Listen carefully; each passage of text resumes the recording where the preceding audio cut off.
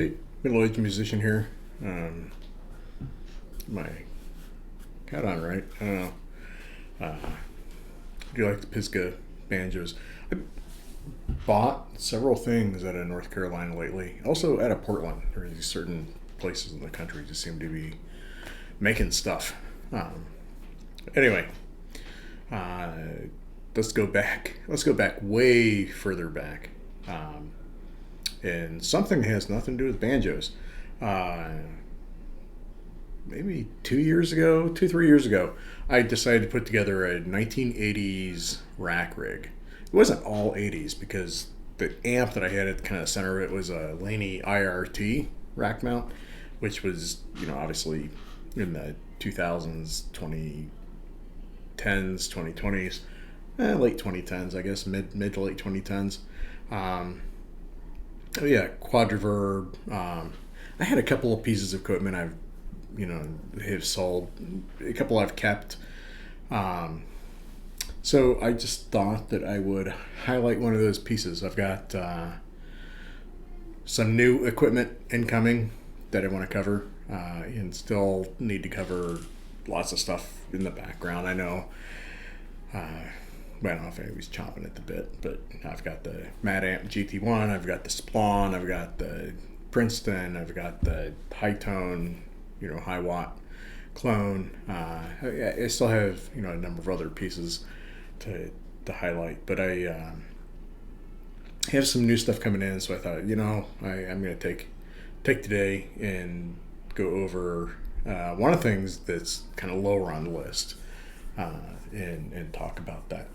So, because it's a Lexicon. I had sold a Digitech rack mount piece of equipment, but I'm going to kind of walk through this.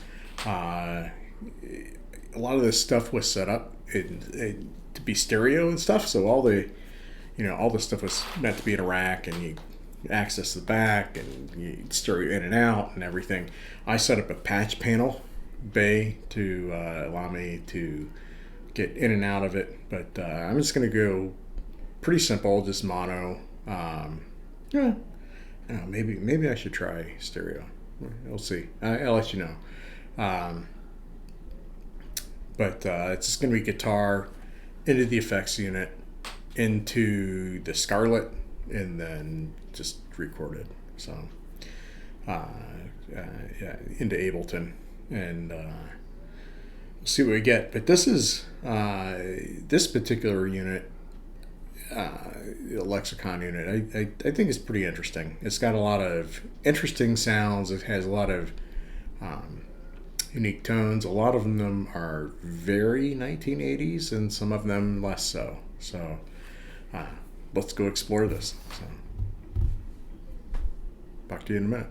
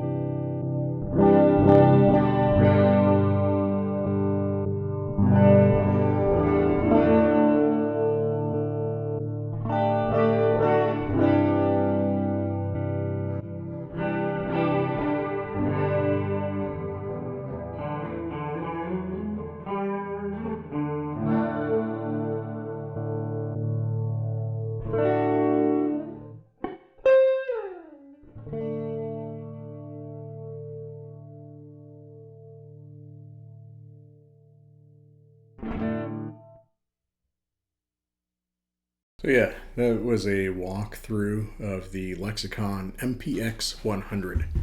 Uh, I tried to find a date for when these things were made. I think it's late 80s, early 90s. I've had several of these rack mount units. This one definitely seems like it's later on. It's not nearly as noisy, which might be by design. Also, the fact that um, the capacitors in these units are going to start going bad. They're pretty old at this point, and they've got like a 10-year lifespan. And so, one of the things that capacitors do is block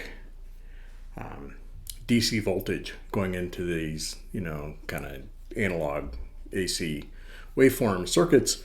And so if those go bad, they allow DC voltage to pass through and you get real noisy. So anyway, this one's pretty quiet, so I appreciate that. I think it's like 144 presets or something, they say. There's like 6 that are usable. Well, there's more than that are usable, but they're like 6 that are the go-tos, and of those, there's another like 12 or 18 that are pretty close. It doesn't suffer from sounding too much 80s. I've had some rack mount gear that definitely has that. I had some Digitech stuff that just was way out there in the 80s land. Although it does have, lots of flanger. Flangers were super popular. So, if you're like, I don't know, anybody uses a flanger anymore. And half these have flangers. There you go. But it's a pretty neat little unit. It's stereo and all that. I have my little rack mount. Like 1, 2, 3, 4, 5, 6, 8U rack mount. That's on my desktop. I had a 2U amp, the Laney IRT in there originally, but you can put a lot of stuff in there. I've got a quad reverb in there. I've got a Rocktron Hush in there. I've got that. A Furman. The most useful, like current stuff, I've got our Furman power conditioner that everything's plugged into, and then a Behringer patch bay. So I have everything, all these rack mount stuff. They're plugged into the back of the Behringer, and so I can just plug into the front and pick and choose what I want to patch into, the order of the patches, all that. That's a pretty handy device, actually. It actually works out pretty well too with pedal boards, so that's not a lot of it, not very expensive to get that. I think the patch bay is maybe $150 or something. But yeah, the MPX100, there's some cool stuff in there. There's more stuff that you're probably is just noise, but for around $100, you can pick one of these up. The stereo effect. I mean, that's less than a lot of pedals, and it probably still has better sound quality than some of these pedals. Although pedals are catching up. So anyway, I just thought I'd walk through some of the sounds, and there's a ton of them, so I apologize for the length of it. It's probably a little bit like watching paint dry by the end of it. I maybe could have improved this by picking out the best sounds, but I just decided I was just going to walk through them all. So, let me know in your feedback. Like, hey, why don't you pick out the best sounds and just say, hey, these are the ones you like. You usually got this if I liked it. Or like, hey, it was interesting to go through 144 sounds over 20 minutes. Pretty sure nobody's going to pick that second option. So anyway, signing out. Wearing my Pisgah banjo hat. I got my Pisgah banjo there right in the middle. I custom ordered that. Pretty proud of that. It's got a lot of persimmon in it, so persimmon and brass. So I like the fact that it has these woods you don't really see. So anyway, I've gone on too far, and I'll have some new interesting stuff out there. I've got some Doom stuff coming up. I've got some effect stuff coming up, some amp stuff coming up. I don't know. Hopefully something for everybody. But yeah, I'll chat with you guys later. Thanks.